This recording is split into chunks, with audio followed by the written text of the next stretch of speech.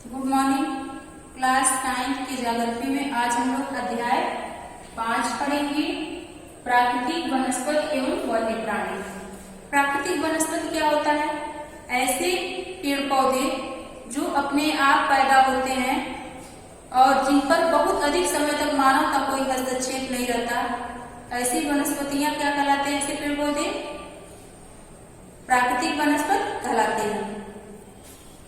वन्य प्राणी मतलब वनों में निवास करने वाले प्राणियों के संदर्भ में है।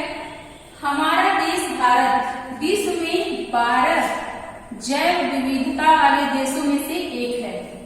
हमारा देश भारत जो है विश्व के 12 ऐसे देश हैं जिनमें बहुत अधिक तरह के जीव जंतु और बहुत अधिक प्रकार के पेड़ पौधे पाए जाते हैं। ऐसे देशों में हमारा देश, ऐसे 12 देश चुने गए और हमारा देश उसमें से एक है। यहाँ 47,000 विभिन्न जातियों के पौधे पाए जाने के कारण यह देश विश्व में 10वें और एशिया में 4थे स्थान पर है। कहाँ पे 47,000 प्रकार के पौधे पाए जाते हैं? भारत में 47,000 प्रकार के विभिन्न जातियों के पेड़ पौधे पाए जाते हैं। इस कारण यह पूरे विश्व में 10वें स्थान पर है और एशिया महाद्वीप में 4थे स्थान पर है। भारत में लगभग 15,000 फूलों के पौधे हैं जो विश्व के फूलों के पौधों का 6% है। हमारे भारत देश में 15,000 लगभग फूलों के पौधे हैं जो विश्व में जितने फूलों के पौधे हैं उसका 6% है। भारत में बिना फूलों के पौधे भी पाए जाते हैं जैसे फर्न, शैवाल और कवक। भारत में ऐसे पौधे भी पाए जाते हैं जिनमें फूल नहीं लगते। ऐसे पौधे फर्न, शैवाल और कवक हैं।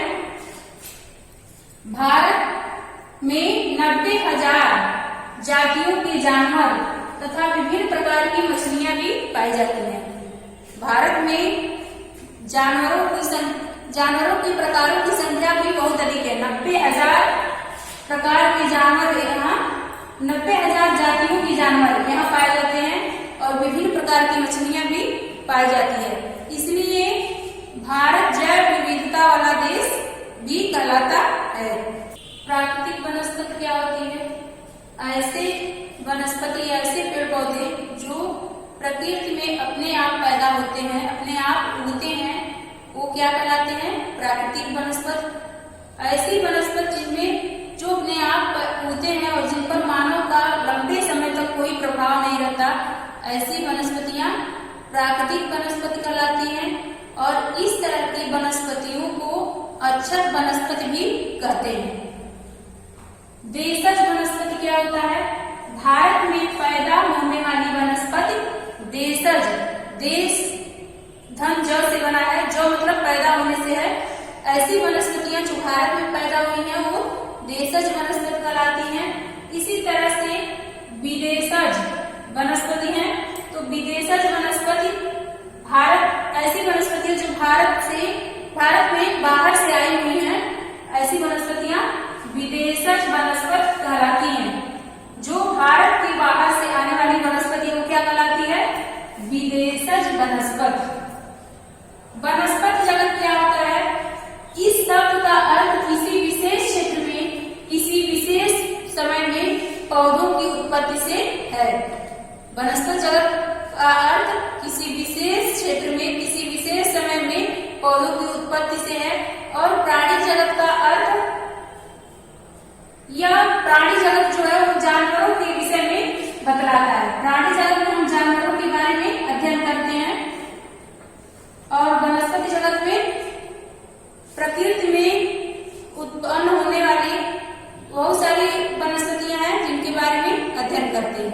वनस्पति एवं वन्य प्राणियों की विविधता के कारण इसके पहले हम लोग पढ़े हैं कि भारत में 47,000 जातियों के वनस्पतियां व 15,000 फूलों के पौधे पाए जाते हैं। 15,000 प्रकार के फूलों के पौधे पाए जाते हैं। इसके अलावा 90,000 जातियों के जानवर पाए जाते हैं।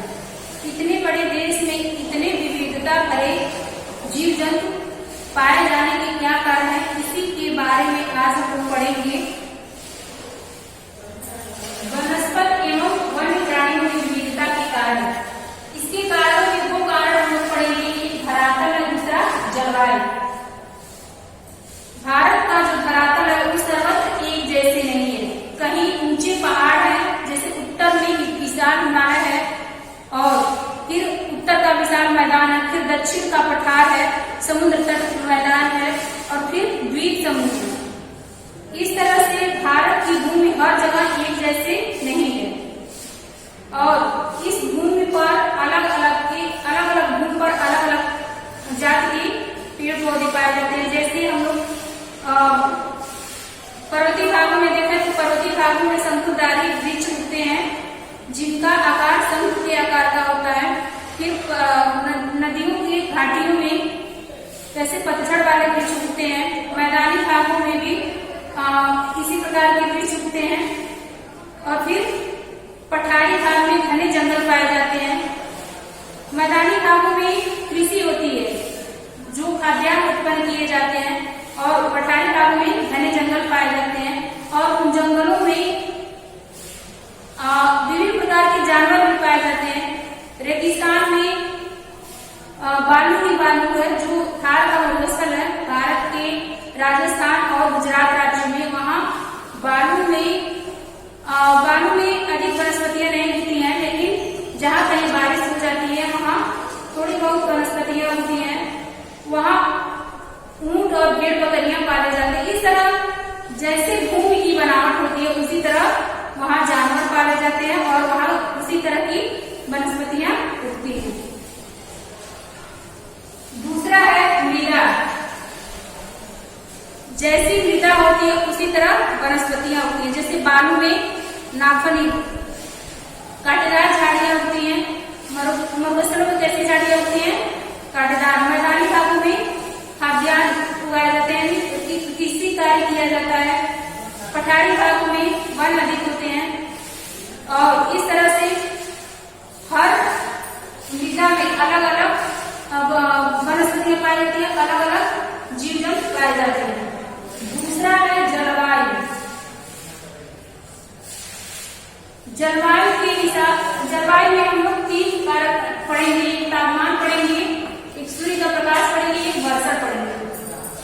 तापमान, जहाँ तापमान अधिक रहता है वहाँ वनस्पतियां कम उगती हैं और जहाँ तापमान कम रहता है और वर्षा होती है वहाँ वनस्पतियां उगती हैं।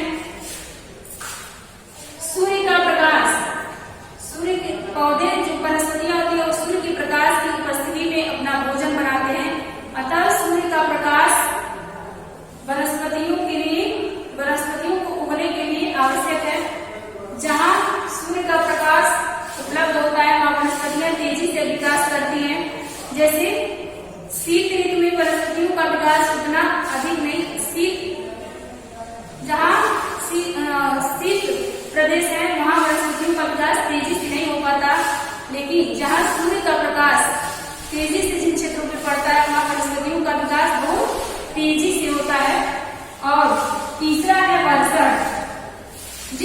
भारत के जिन क्षेत्रों में वर्षा अधिक होती है वहाँ घने वन उगते हैं और वहाँ जीव जंतु भी अधिक पाए जाते हैं, तथा जिन क्षेत्रों में वर्षा कम होती है वहाँ जीव जंतु भी कम पाए जाते हैं और वहाँ वनस्पतियां भी बहुत कम पाई जाती है। जैसे भारत में जो थार का मरुस्थल है राजस्थान और गुजरात राज्य में, वहाँ जीव जंतु कम पाए जाते हैं। जानवरों में ऊंट, भेड़ और बकरियां पाली जाती हैं और वनस्पतियों में नागफनी और बबूल आदि कांटेदार वृक्ष पाए जाते हैं। इस तरह से जलवायु में तापमान, सूर्य का प्रकाश और वर्षा के अनुसार जीव जंतु और वनस्पतियों का विकास होता है। मानव के लिए वनस्पतियों यानी वन का महत्व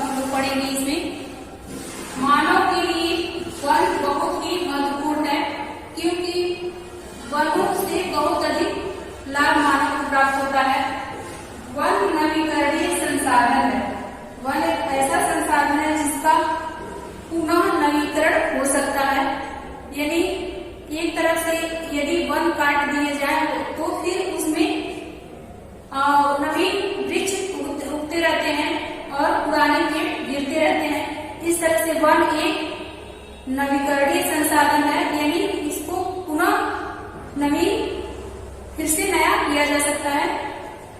वातावरण की गुणवत्ता को बढ़ाने में वन सहायक होते हैं, यानी वातावरण को शुद्ध करने का कार्य कौन करते हैं?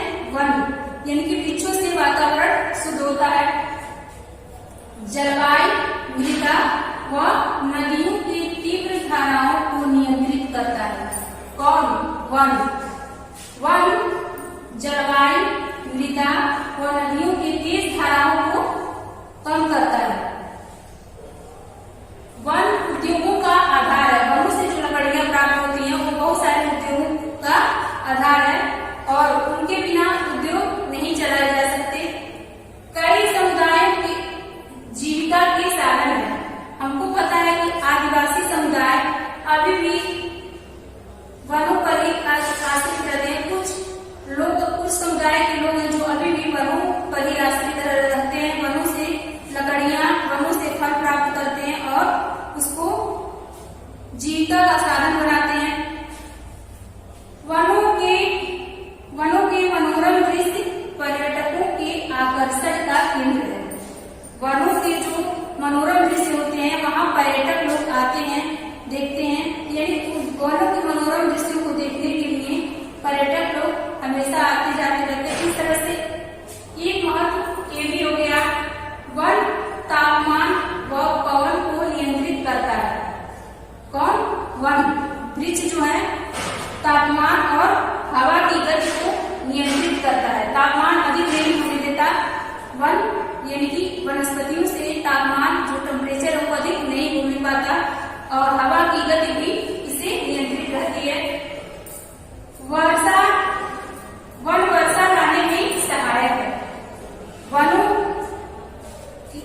यानी वृक्षों के कारण ही समय से बारिश होता है और वर्षा लाने में वृक्ष सहायक हैं। वृक्षों से मृदा को जीवाश्म मिलता है। वृक्षों के जब पत्ते गिरते हैं तो भूमि में मिलकर वो जीवाश्म बनते हैं और भूमि को की उर्वरा शक्ति बढ़ती है। वन्य प्राणियों को आश्रय मिलता है। वनों में वन्य प्राणियों को आश्रय मिलता है। वनों में बदलाव के कारण या वनों के काटे जाने के कारण हम लोग पढ़ेंगे तो वनों के काटे जाने के बहुत सारे कारण हैं, जिनमें से कुछ कारण यहाँ हम लोग पढ़ने जा रहे हैं। कृषि के लिए अधिक क्षेत्रों की मांग के कारण भारत में जनसंख्या बहुत तेजी से बढ़ रही है, लेकिन उस गति से खाद्यान्न नहीं बढ़ रहे हैं।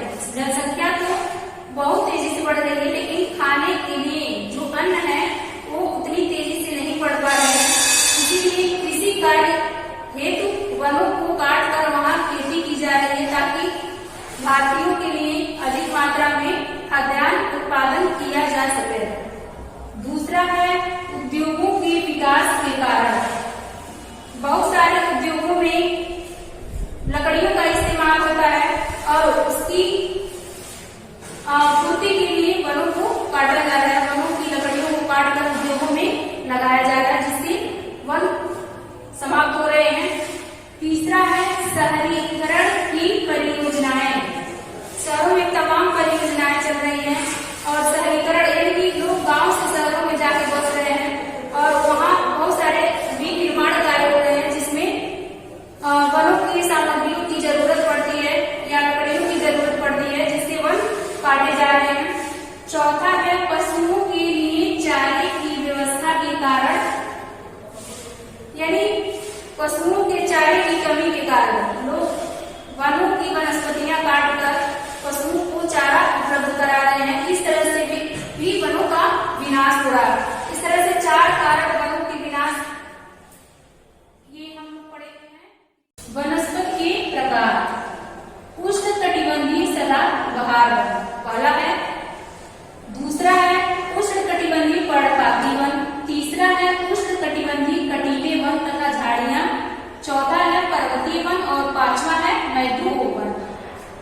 अब इसमें सदाबहार वन क्या होता है?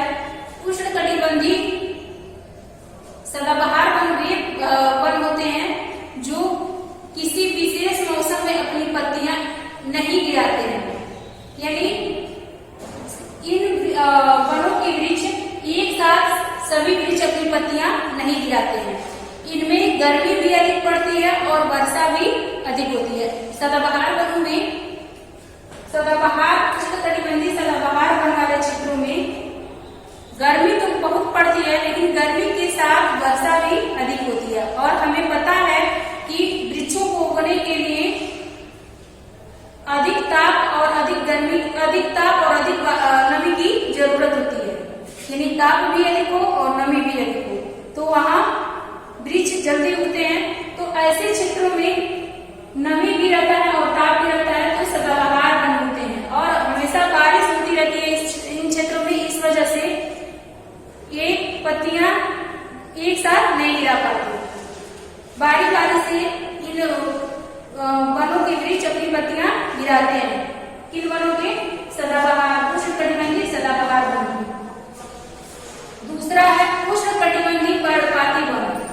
उष्णकटिबंधीय क्षेत्रों में ऐसे क्षेत्र होते हैं जो ऐसे वृक्ष होते हैं जो गर्मी के मौसम में, एक विशेष मौसम में सभी वृक्ष एक साथ अपनी पत्तियां गिरा देते हैं और वृक्ष नग्न हो जाते हैं, बिना पत्तों वाले हो जाते हैं। ऐसे वनों को उष्णकटिबंधीय पर्णपाती वन कहते हैं। पर्णपाती मतलब जो अपने पत्ते गिरा देते हैं। उष्णकटिबंधीय कटीले वन तथा झाड़ियां, ये ऐसे क्षेत्र हैं उष्णकटिबंध में जहाँ मरुभूमि होती है, जहाँ वनस्पतियां कम पाई जाती हैं और वहाँ कटीली झाड़ियां पाई जाती है, जैसे नाग, खनी, बबूल ऐसे वृक्ष पाए जाते हैं। गर्मी से अपने आप को बचाने के लिए इनके जो पेड़ होते हैं उनमें कांटे निकल आते हैं। चौथा है पर्वतीय वन। पर्वतीय वनों में समतलधारी वृक्ष उगते हैं, यानी शंख के समान उनका आकार होता है। चौथा है मैंग्रोव वन। मैंग्रोव वन में बहुत सारे जानवर और छोटी बड़ी झाड़ियां और पेड़ पौधे पाए जाते हैं। उष्णकटिबंधीय वर्षा वन या उष्णकटिबंधीय सदाबहार वन। सदाबहार वन जैसे नाम से ही स्पष्ट है, ऐसे वन जो सदा हरे भरे रहते हैं वो सदाबहार वन कहलाते हैं। ये वन सदा हरे भरे क्यों रहते हैं? क्योंकि इन क्षेत्रों में हमेशा वर्षा होती रहती है और गर्मी की मात्रा भी अधिक रहती है। और हम जानते हैं कि किसी भी पौधे को उगने के लिए, किसी भी बीज को उगने के लिए अधिक गर्मी और नमी की जरूरत होती है। तो इन क्षेत्रों में गर्मी भी पड़ती है और नमी भी रहती है, इसलिए यहाँ वृक्ष उगते रहते हैं और बारिश की वजह से ये सदा हरे भरे भी रहते हैं। ये इन वृक्षों की खासियत है कि ये वृक्ष एक समय में अपनी पत्तियां नहीं गिराते, बारी बारी से पत्तियां गिराते हैं, इसलिए ये सदा हरे भरे दिखते हैं। ये वन कैसे दिखते हैं? हरे भरे। चलिए देखते हैं। सदाबहार वन पश्चिम घाटों की अधिक वर्षा वाले क्षेत्रों, लक्षद्वीप, अंडमान निकोबार द्वीप समूह, असम तथा तमिलनाडु के तट तक सीमित है। ये वन जो है पश्चिम घाट क्या होता है? पश्चिम घाट भारत की भूमि का जो दक्षिण का पठार है उसका पश्चिमी घाट और पूर्वी घाट कहलाता है। दक्षिण के पठार का पश्चिमी घाट और पूर्वी घाट कहलाता है। यानी कि दक्षिण समुद्र तट के किनारे जो पठारी भाग है उसका पश्चिमी घाट कहलाता है और पूर्वी घाट कहलाता है। तो पश्चिमी घाटों के ऐसे क्षेत्र जहाँ वर्षा अधिक होती है, फिर लक्षद्वीप, अंडमान निकोबार द्वीप समूह, तमिलनाडु तथा असम की तटीय, यानी जो ऐसे क्षेत्र जो समुद्र के किनारे है जहाँ वर्षा अधिक होती है, ऐसे क्षेत्रों में ये वन पाए जाते हैं। वर्षा कितनी होती है इन वनों में? इन वनों वाले क्षेत्रों में वर्षा 200 सेमी से भी अधिक होती है। यानी सदाबहार वनों वाले क्षेत्रों में वर्षा 2 सेमी से भी अधिक होती है। वृक्षों की लंबाई का औसत क्या है? वृक्षों की लंबाई 60 मीटर मानी जाती है, लेकिन इससे भी अधिक ऊंचे वृक्ष उसमें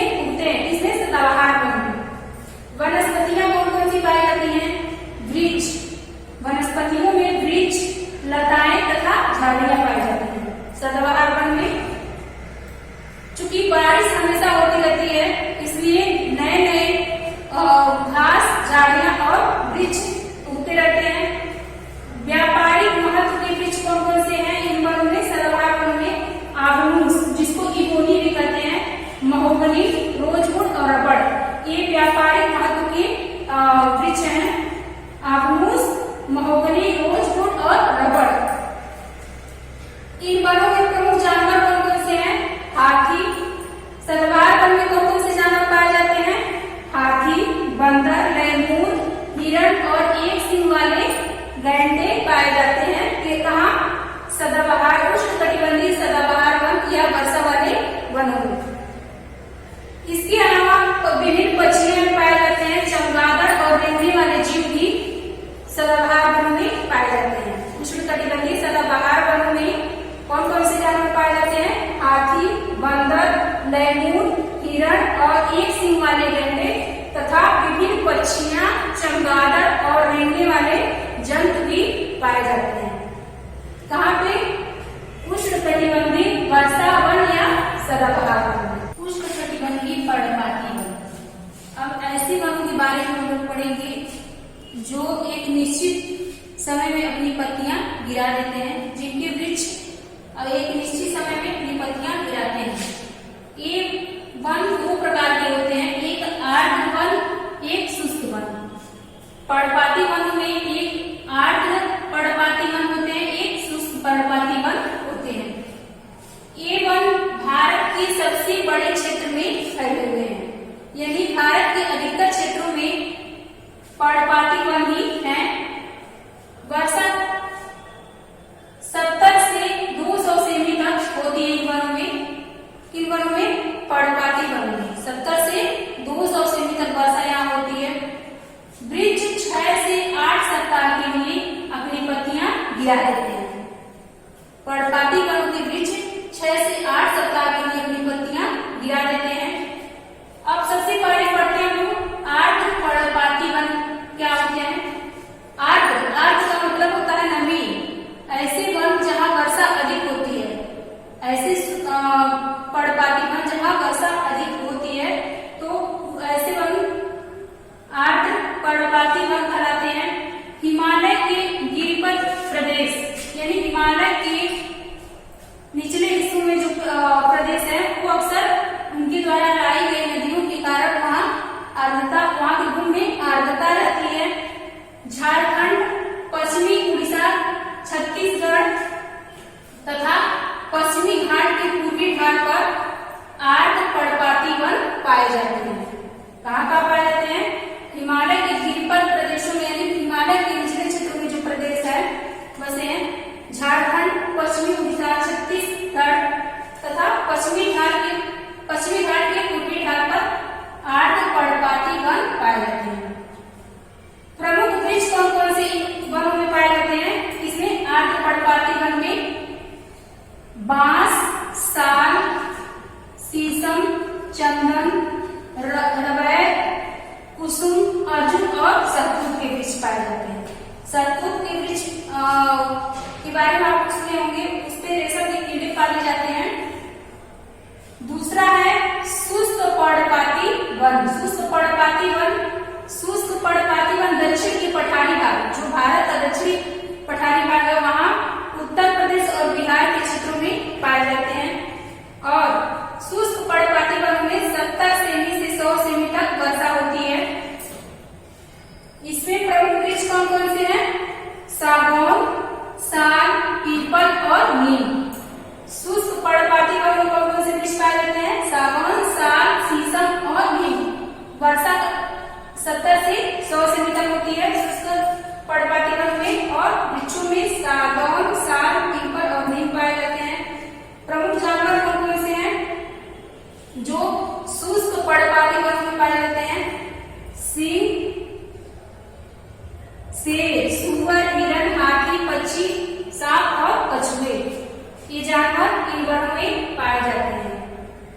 इन वनों में पर्णपाती वन में कटीले वन तथा झाड़ियां ऐसे क्षेत्र जहां 70 सेमी से कम वर्षा होती है, अर्थात जहां वर्षा कम होती है और जहां मरुभूमि होती है।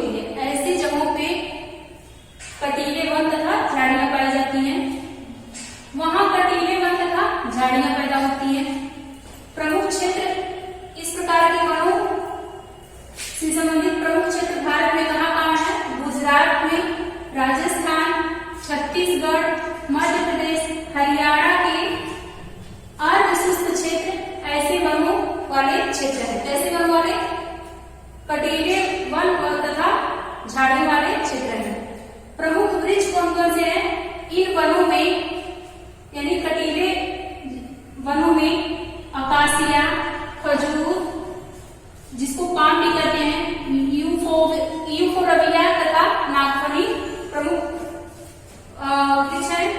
प्रमुख जानवर कौन कौन से हैं इन वनों में? चूहे, खरगोश, लोमड़ी, भेड़िए, शेर, सिंह, जंगली गधा तथा घोड़े व ऊंट पाए जाते हैं।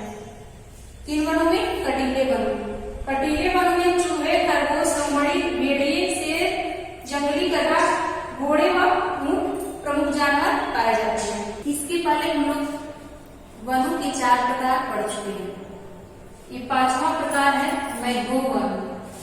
मैंग्रोव वन ऐसे क्षेत्रों में पाए जाते हैं जहां ज्वार भाटा आते हैं, यानी कि नदियों के तटवर्ती भागों में पाए जाते हैं। यह वन तटवर्ती क्षेत्रों में जहां ज्वार भाटा आते हैं पाया जाता है। कौन सा one? Mangrove one. Mangrove one तटवर्ती नदियों के तटवर्ती भागों में पाए जाते हैं जहां ज्वार भाटा आता है। ज्वार भाटा क्या है? समुद्र तल से ऊपर उठते हुए जल को ज्वार और नीचे गिरते हुए जल को भाटा कहते हैं। समुद्र का जल ऊपर क्यों उठता है? सूर्य और चंद्रमा के आकर्षण शक्ति के कारण। समुद्र का जल चूंकि हल्का होता है इसलिए वो ऊपर उठ जाता है, और जब उनकी आकर्षण शक्ति कम होती है तो नीचे गिर जाता है। इस तरह से ऊपर उठते हुए जल को ज्वार और नीचे गिरते हुए जल को भाटा कहते हैं। मैंग्रोव वन की वनस्पतियों की जड़ें पानी में डूबी रहती हैं। मैंग्रोव वन में जितनी भी वनस्पतियां पाई जाती हैं उनकी जड़ें पानी में रहती हैं। गंगा, ब्रह्मपुत्र, महानदी, गोदावरी, कृष्णा तथा कावेरी नदियों के डेल्टा भाग में ये वन पाए जाते हैं। कौन से one? Mangrove one Ganga, Brahmaputra, Mahanadi, Godavari, Krishna और कावेरी नदियों के डेल्टाई भाग में मैंग्रोव वन पाए जाते हैं। गंगा तथा ब्रह्मपुत्र के डेल्टा में सुंदरी नामक वृक्ष पाया जाता है। गंगा तथा ब्रह्मपुत्र के डेल्टाई भाग में सुंदरी नामक वृक्ष पाए जाते हैं, इसलिए इनको सुंदरवन डेल्टा भी कहते हैं। इनको गंगा तथा ब्रह्मपुत्र के डेल्टा से। प्रमुख वनस्पतियां कौन कौन सी हैं?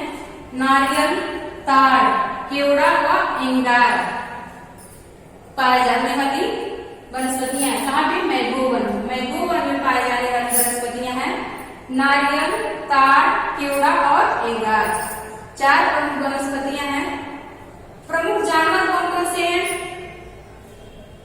मैंग्रोव वन में रॉयल टाइगर सबसे प्रसिद्ध है। इसके अलावा कछुए, मगरमच्छ, घड़ियाल व कई प्रकार के सांप पाए जाते हैं मैंग्रोव वनों में। वनस्पतियां कौन कौन सी होती हैं? नारियल, ताड़, केवड़ा और एंगार। और जानवर कौन कौन से होते हैं मैंग्रोव वन में? रॉयल टाइगर, मगरमच्छ, घड़ियाल व कई प्रकार के सांप।